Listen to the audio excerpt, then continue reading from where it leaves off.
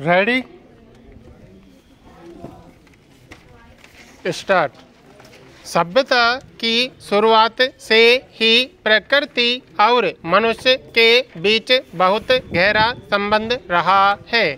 दोनों एक दूसरे के पूरक हैं, लेकिन आज ऐसा लगता है कि इंसान को प्रकृति की उतनी परवाह नहीं रह गई है।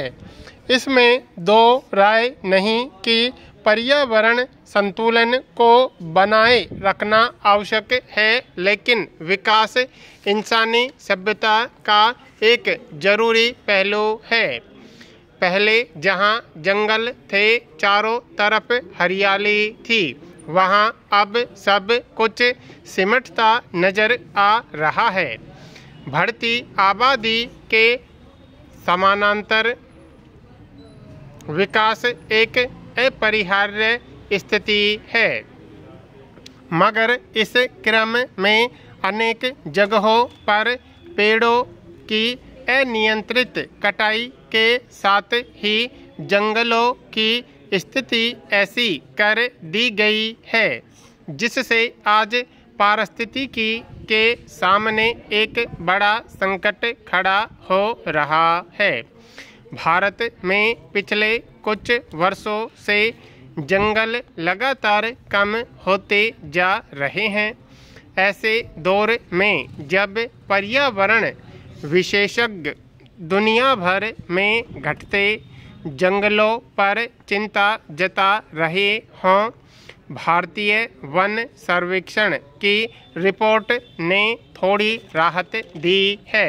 इसके मुताबिक वर्ष 2021 से 2023 तक भारत का कुल वन और वृक्ष आवरण क्षेत्र 1445 वर्ग किलोमीटर बढ़ा है। देश को हरा भरा रखने में मध्य प्रदेश सबसे आगे है।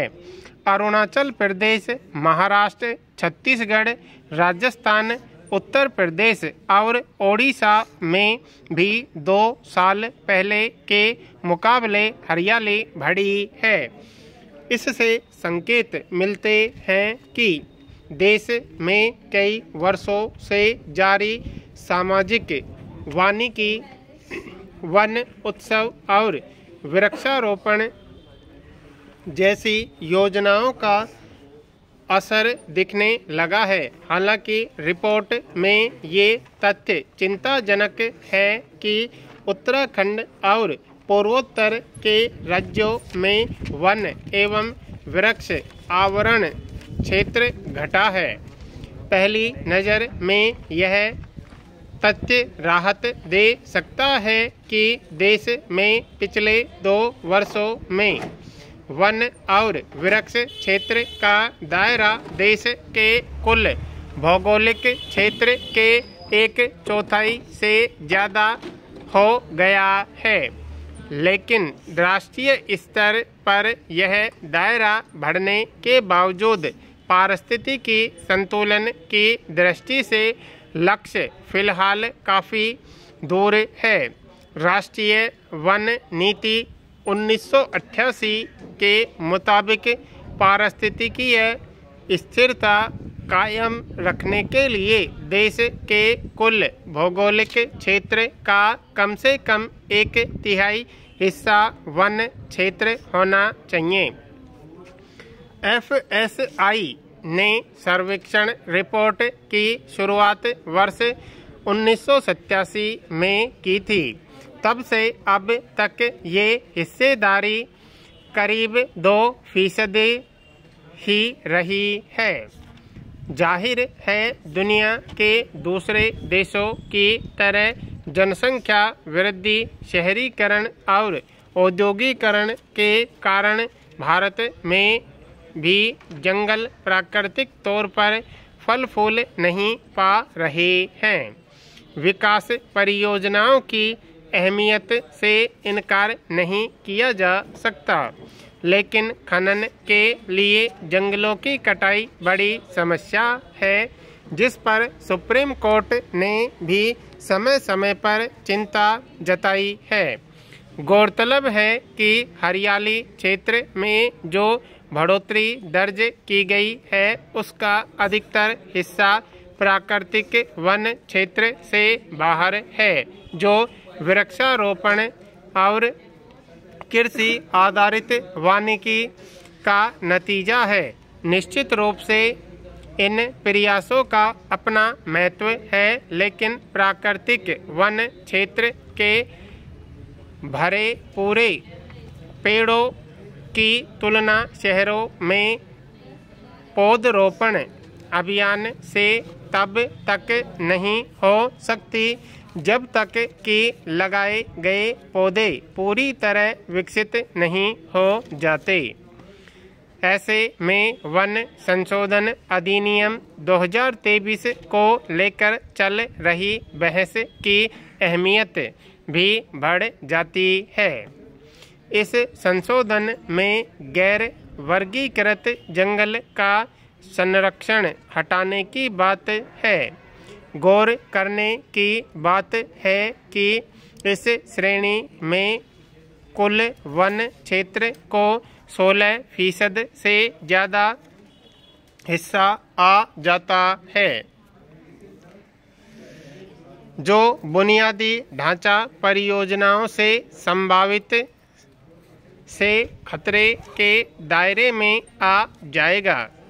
कहा जा सकता है वृक्षारोपण और कृषि वानिकी के जरिए हरित क्षेत्र का दायरा बढ़ने का प्रयास निश्चित रूप से सराहनीय है, लेकिन प्राकृतिक वन क्षेत्र का संरक्षण भी उतना ही अहम है।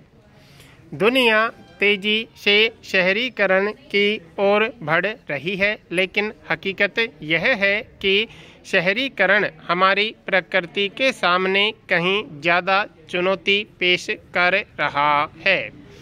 शहरों के विकसित होने के साथ साथ दुनिया भर में हरियाली का दायरा सिकुड़ रहा है और कंक्रीट के जंगल बढ़ रहे हैं।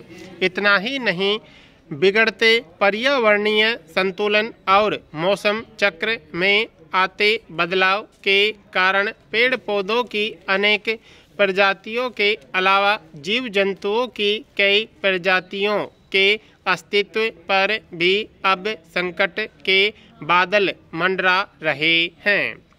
जबकि पर्यावरण का संबंध मानवीय जीवन में महत्वपूर्ण है, यूँ कहें कि दोनों एक दूसरे के पूरक हैं। विकास अनिवार्य है, लेकिन आज विकास के आगे पर्यावरण को हाशिए पर छोड़ दिया गया है। ऐसा लगता है कि मनुष्य को भविष्य की कोई चिंता ही नहीं है। आज बढ़ती आबादी की ज़रूरतों को पूरा करने के लिए दुनिया भर में वनों की कटाई हो रही है। बिगड़ते पर्यावरण से देश की जड़ी बूटियाँ लुप्त होने के कगार पर हैं। फसलों और फलों के उत्पादन पर भी इसका प्रभाव पड़ने लगा है। विकास की अनिवार्यता से किसी को इनकार नहीं हो सकता, मगर क्या मनुष्य अपने स्वार्थ और लालच में प्रकृति का बेलगाम दोहन कर अपने ही भविष्य की बुनियाद को दांव पर लगा सकता है? गौर करने वाली बात है कि अंतर्राष्ट्रीय स्तर पर पेड़ों की कटाई से हर साल करीब 1 करोड़ हेक्टेयर वन क्षेत्र घट रहा है। भारत के पूर्वोत्तर के राज्यों में चौड़ी और निर्बाध सड़कें तथा हवाई अड्डा बनाने के लिए वनों की कटाई की गई। यह ध्यान रखने की ज़रूरत है कि जंगलों की कटाई से होने वाले नुकसान की भरपाई सिर्फ वृक्षारोपण से नहीं की जा सकती, क्योंकि जंगल काटने के कारण प्रकृति की लय बिगड़ने से नए खतरे सिर उठाते हैं।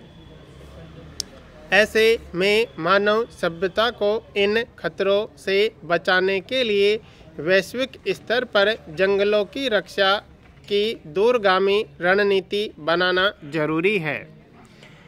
विकास और पर्यावरण को अक्सर अलग अलग एवं एक दूसरे का विरोधी समझा जाता है, लेकिन अगर इन दोनों को साथ लाए बिना वर्तमान में पर्यावरण और आर्थिक चुनौतियों का सामना करने की कोशिश की जाएगी तो काफ़ी कठिन स्थिति बन जाएगी। बहुत कम ऐसा देखने को मिलता है जब विकासात्मक परियोजनाओं को पारित करने से पहले उनके संभावित पर्यावरण परिणामों पर विशेष संवेदनशीलता के साथ विचार किया जाता है। बदलती दुनिया के साथ आज कई चुनौतियां सामने हैं, जिनमें पर्यावरणीय संकट सबसे महत्वपूर्ण है। मौजूदा विकास की गति और स्वरूप ने पर्यावरणीय संसाधनों के ऊपर दबाव बना दिया है। पर्यावरण संकट और अनिश्चितता को देखते हुए दुनिया भर में जैसे प्रयास किए जा रहे हैं, उसमें ईमानदारी और समस्या की जड़ में जाने का अभाव दिख रहा है। बीते 2 दशक में यह स्पष्ट हुआ है कि वैश्वीकरण की नव उदारवादी और निजीकरण की नीतियों ने हमारे सामने बहुत सी चुनौतियां खड़ी कर दी हैं। इससे आर्थिक विकास का ढांचा डगमगाने लगा है। भूख, खाद्य असुरक्षा और गरीबी ने न केवल विकासशील और गरीब देशों पर असर डाला है, बल्कि विकसित देशों को भी परेशानी में डाल दिया है। ईंधन और जैव विविधता से जुड़े संकटों ने भी आर्थिक विकास पर असर दिखाया है। इस विषम स्थिति में अपने जीवन की रक्षा के लिए भी हमें विकास के समांतर धरती को बचाने का संकल्प लेना होगा।